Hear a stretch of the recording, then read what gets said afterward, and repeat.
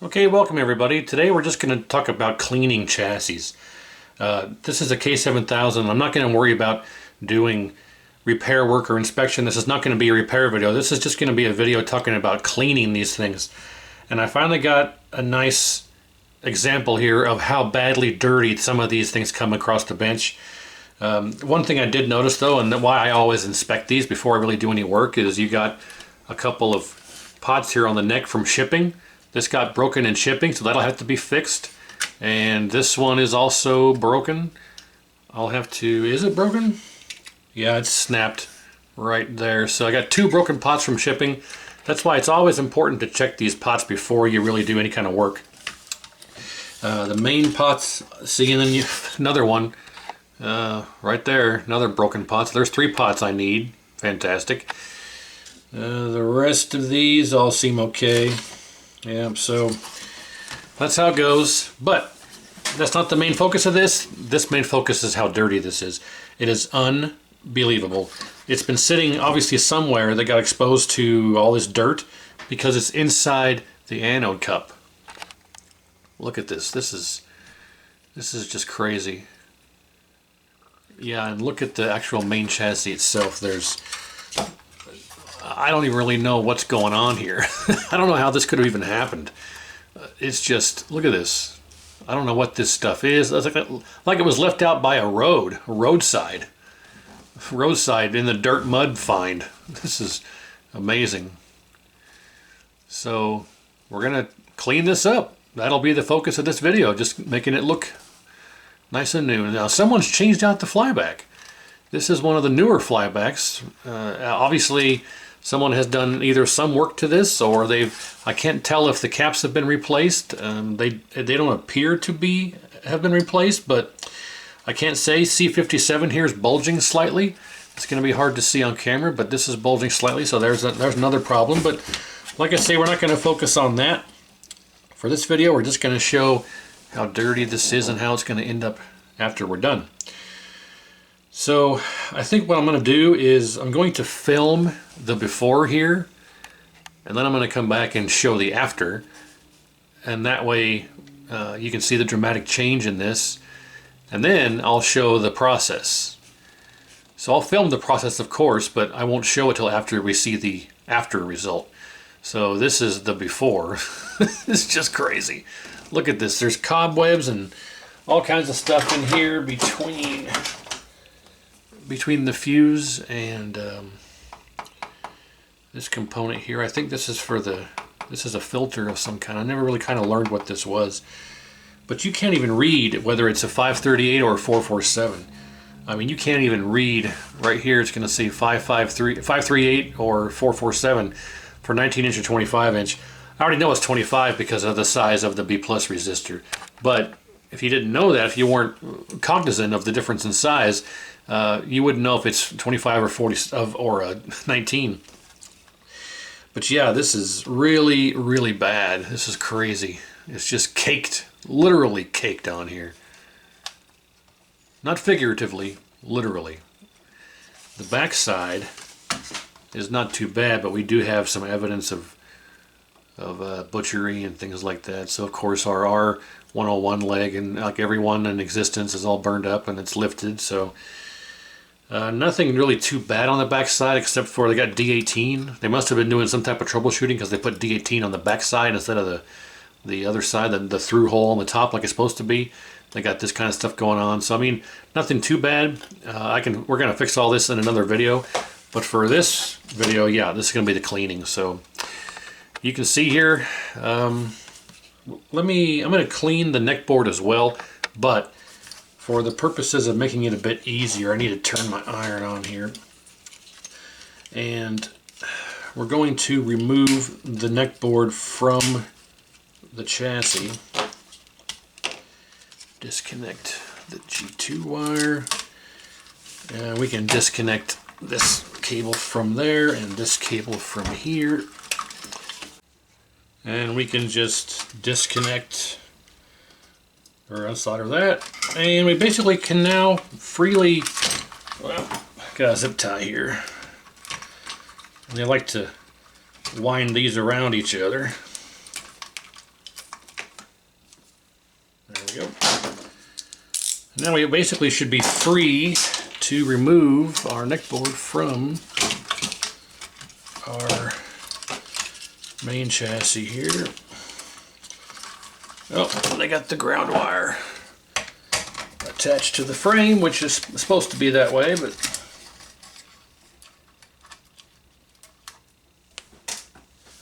now, third time's the charm. Yep. So now we can get our neck board removed and clean it separately. And it's less cumbersome to flop this around and move it around with that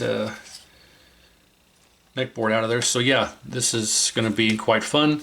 So let's get it in the sink and I'll get it cleaned off. We'll come back here and show the after. And then after that, I will show you the procedure there, just to have a bit of effect here. So here it is before.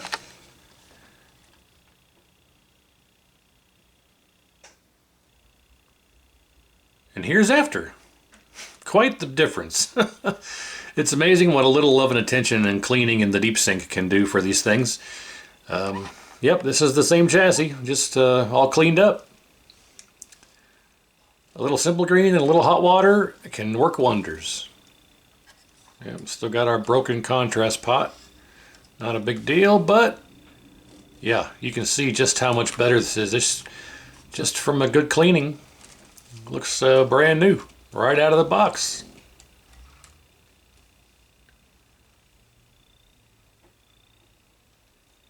And there you can see our bulging capacitor there. Absolutely bad, but no big deal. And our R101, like all of them, they're wiggling around. Bad pads, but we'll take care of that in a different video. And there's always some gunk around this transformer here. I can never quite get all of it off, but it's sticky film. It's not something I can just wipe away with a brush. So, but otherwise, yeah, this is about as good as I can get it without taking all the components off the board. This is pretty good the way that it is. So, yeah, I mean, even down here between the flyback and on the side of the heat sink here on the frame, down in between, yeah, squeaky clean compared to how it was. And you'll see the process here shortly of how I accomplish all this. But yeah, turned out to be, for all intents and purposes, a brand new, looking like a brand new chassis. And that's really all there is to it. So quite the difference, yes. And here's the neck board. Quite the difference on this one as well. Looking brand new too. Of course, we still got our broken drive pot for the broken blue drive pot, and we got a broken cutoff over here for red. The cutoff isn't as important as the drive. The drive is what actually drives the colors. But yeah, another successful cleaning. But that's how I do it. That's what you do. And it's looking brand new. So let's cut away here and I'll show you the process. And you can use that process for yourself. And if you've ever been curious, hopefully it helps you out. Just it's always amazing how well these come out when you do it the way you're about to see. So, and actually now that it's clean and now that it's clear, I can actually see the fuse has pretty much Hiroshimaed itself. Someone dropped a bomb inside of this fuse. It's exploded in extreme fashion. Wow. And I'm sorry I'm all dirty from handling this thing, but yikes. I mean, that exploded in quick fashion. So this will be a repair in the future. I have a different chassis on deck before we get to this one. But I got a lot of stuff in the queue, so we'll do them one at a time. Just wanted to go ahead and, since this one was so dirty, actually show the process, which I'll show here in a moment. So thanks for watching, and stay tuned for that, and you'll see exactly what to do. And hopefully it helps you out, and stay tuned for the repair on this, and we'll see you that time. Alright, so here we are in the deep sink. We're ready to show the process here. So we start by just putting the chassis in the sink, of course, and you get yourself some good quality Simple Green. We're going to be using that. So when it's this dirty, I like to rinse it off first, and then after I rinse it, then we'll use the Simple Green. So let's just go ahead and just rinse it off.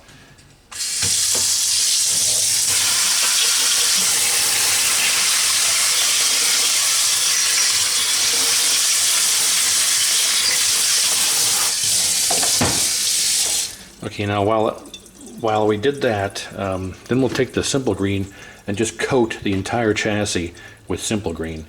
But while that's happening, we're going to turn the water back on and let it get hot. So we're going to turn it back on to hot and let it run.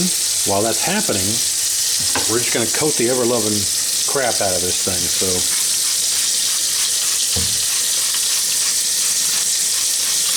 you want to get all the nooks and crannies and all in between.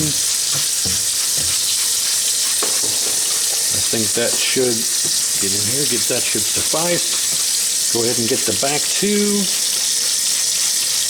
And we'll just let that sit there and do its job.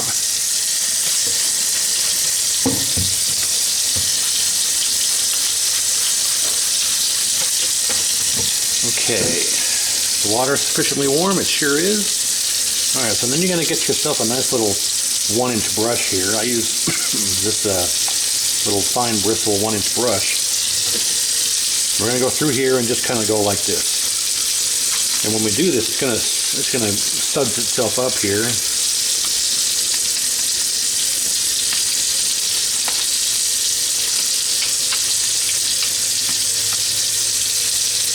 Okay, now that the water is hot and ready for usage, we'll go ahead and turn it off while I finish this process up here.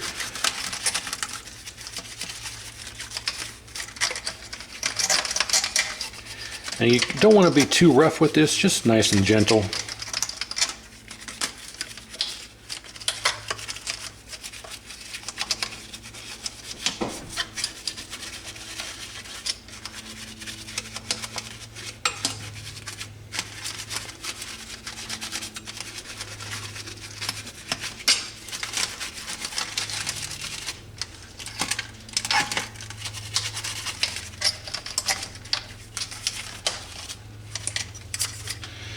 Alright, so now as you can see there, it's nice and sudsy.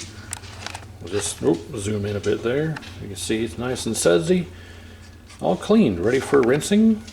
So let's put this back down in there. Let's make sure we get the anode cup here. How dirty that was. Okay. Then our neck board.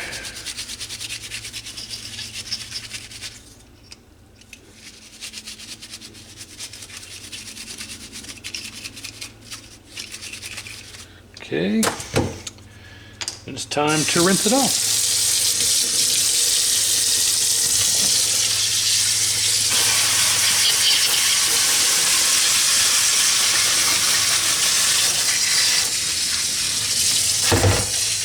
That water's too hot, I can't hold on to it. Let's just do it this way. There we go.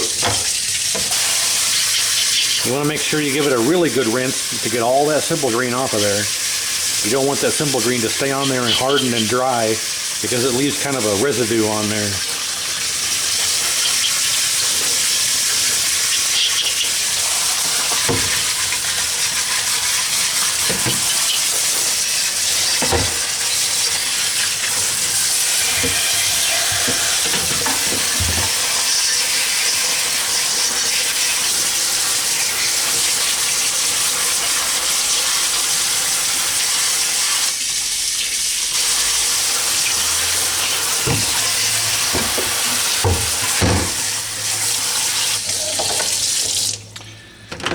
Alright, that's about it. I like to give it about 5 minutes or so, like just to sit here like this to kind of drain all the water out of it. And then when it's done, I'll take you in the other room in here where the bench is set up. And we'll show you really what else I do with this in preparation for getting it to, or beginning work on it. So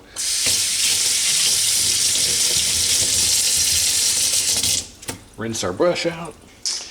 And there you have it. That's basically all there is to it. So let's get it back in the on the bench, and I'll show you really what I do from this point.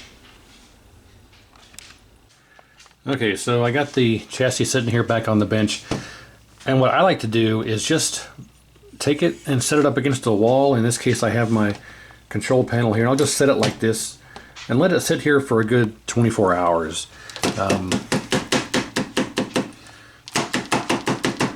So there's really not much to it. It's immediately able to be worked on. You can work on it immediately after doing this, but I like to wait about 24 hours. And after I give it that time frame, then it's pretty much guaranteed to be good.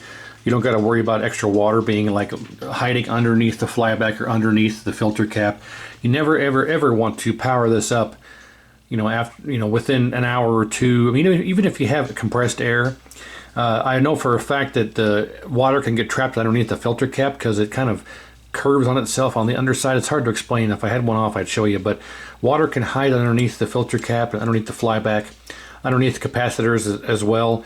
So I like to just give this about 24 hours before I really even try and power it on. So you can work on it immediately and do whatever kind of work you need need to do to it. But I like to actually wait 24 hours to kind of let this all dry and be absolutely 100% positive that if something powers up and there's an issue, it's not related to water being contaminated on a part somewhere. So that's basically it. So that's the whole process, and after about 24 hours I am ready to start working on it.